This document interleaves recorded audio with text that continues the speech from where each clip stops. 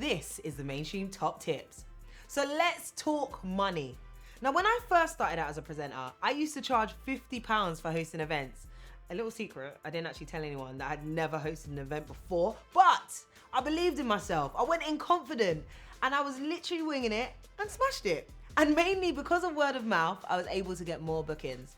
After a while, I decided to give myself a little cheeky pay rise every year by adding £50. But there was one booking where for the first time I thought, am I doing it wrong? Because someone asked me, what am I paying you for? And are you gonna tell jokes when you host?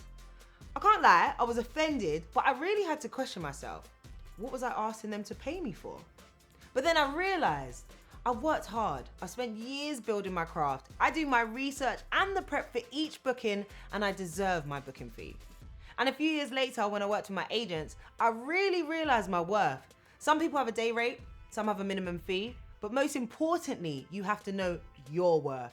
So here's some advice about getting paid and thoughts on how much you should charge for your booking fee from our mainstream friends. That is such a funny question. I used to do £50 for everything, but not to... No. Okay, but as a DJ, this is when I was DJing. Presenting might be a little bit different because I can't even remember really my first ever presenting gig properly. Oh. Because it was on Spotify. Yeah, no. Maybe... Yeah, but I was big... My Spotify gig was like big time. But before that, yeah, okay. Maybe a little like... 400-500 maybe. Okay. I don't know. However, But so £50 a DJ? that was for DJ for an hour That's set. cheap. But I just started DJing. Do you get? And this was like in a club, and I don't know at the time anyway. It didn't feel like club money was bare money anyway. It didn't feel like the promoter was going away with bare. So Okay, fair. I can't take food from his children.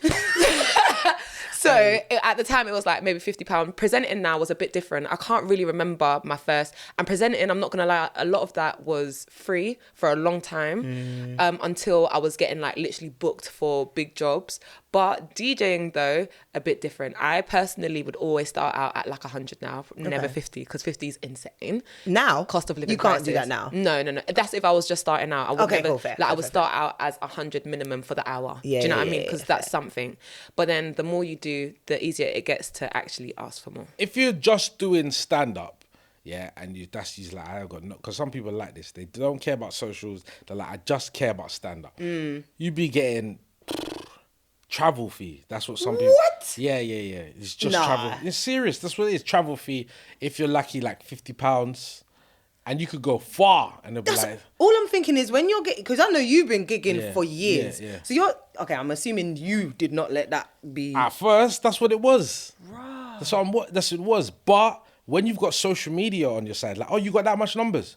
All right, I'll give you this much. So it doesn't even matter about your performance. It's the fact that you've got this much numbers. Okay. They're now paying more for you because I know some social, I call them social medians. Yeah, if you do, I like that. If you do social media comedy, so I know some social medias that get more than a headline comic because the numbers show. But then when you watch the show, they die or they're not compared to the OGs. Exactly. Yeah. But the person that's putting on the show, they're just like, this person's got the numbers. Damn. I'm paying them. So that's why I said about social media is integral to how much you get paid because they don't care about even the show. They're like, you got how much? Yeah, hold that. Oh, what? And you can say your hair. You can at me. Yeah, hold that. It's almost promo at that exactly. point. And that's valuable now. They're literally paying for promo. Yeah. That's amazing. Yeah. So that's why I said so.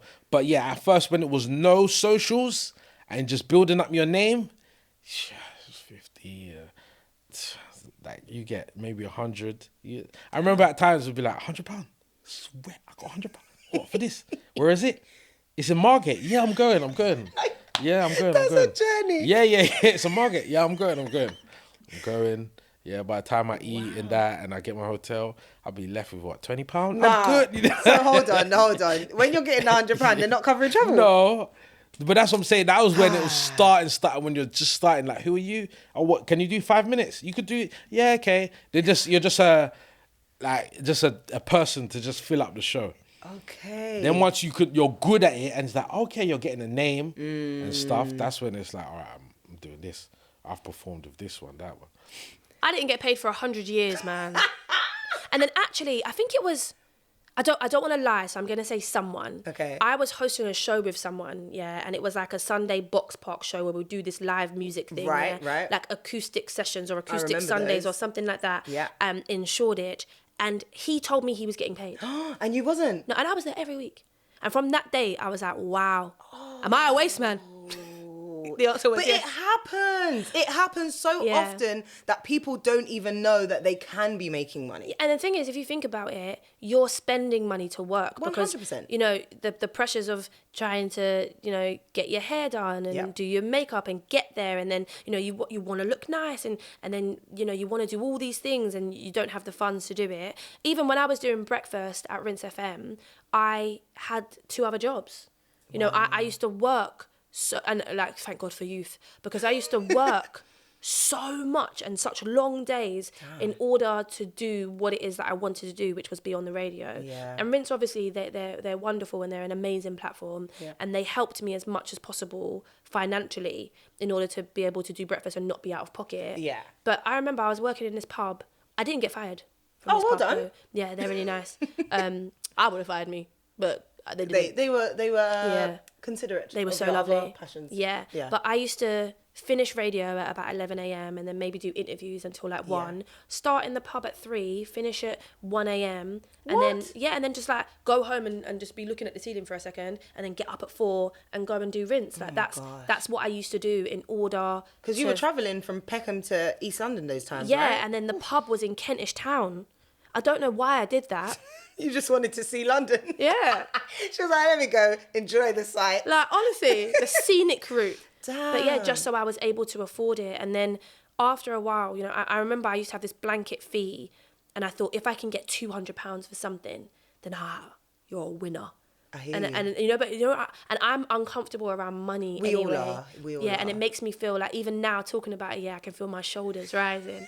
And but now, especially when it comes to like my friends who have come into the business later than me, I'm like, how much are you making? Yeah. And even when it came to Shayna, I know I'm skipping ahead, but when it came to Shayna with like money and stuff, I'm like, how much are they? Because I can tell you what they're giving me. Yeah. Because I don't want to be that person who's earning more than you. Like, we're all here together. All of us wake up together. When I started actually, Women's Hour get in touch, or I don't know, Right. like radio stations want you to come and talk about something, then I'd be like, if they don't actually mention money, I'm like, should I be getting paid? Like, and so then I would ask, and then they're like, oh yeah, and I'm like, well, if I Yeah. didn't ask, then they wouldn't, you know what I mean? So then it was that kind of stuff. Because I do feel like the conversation, like there are not enough conversations around like rates Of course not. in our industry, because It almost feels like they don't want us to know. yeah. Like, don't say anything until they ask. And I'm like, and I want to add black tax onto it. Because I'm like, With presenting, that was always like a minefield because I didn't have a helpful agent at any point. Yeah. I literally just looked at every single situation, how much time it was going to cost me, and where do I feel comfortable? And then go a little bit above that because everyone always wants to hustle you down. You know what I mean? And then it's when you have conversations, like I'm one of those people, I love to talk about money.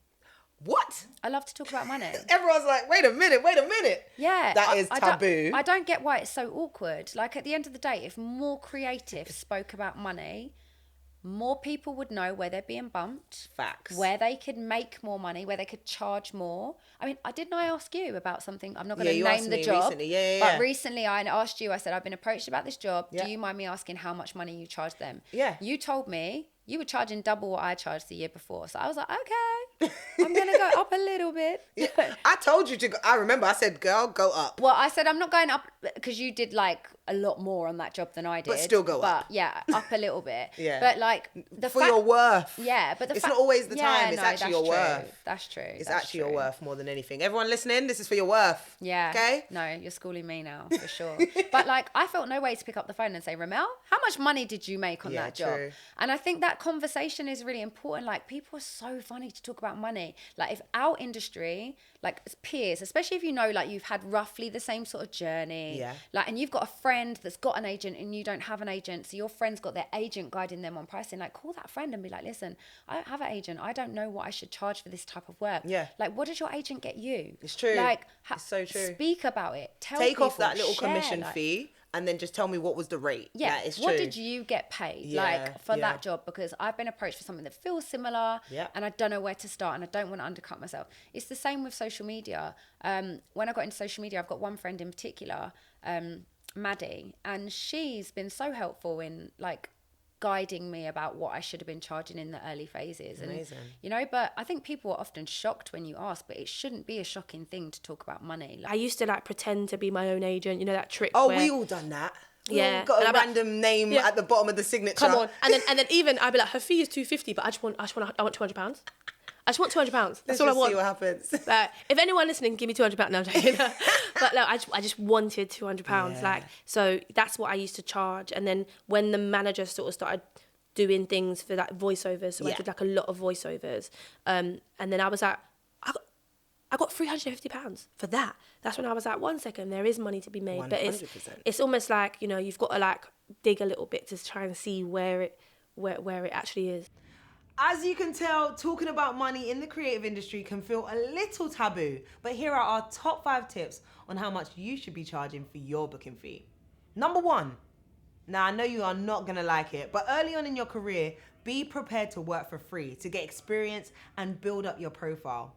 You might wanna consider asking for travel and expenses from whoever is booking you too. Number 2, you also might wanna get a part-time job to help out whilst you're working on your creative career. Personally, I believe in having multiple streams of income, so it might help you out too. Number 3, don't be afraid to ask your friends in the business how much they're getting paid.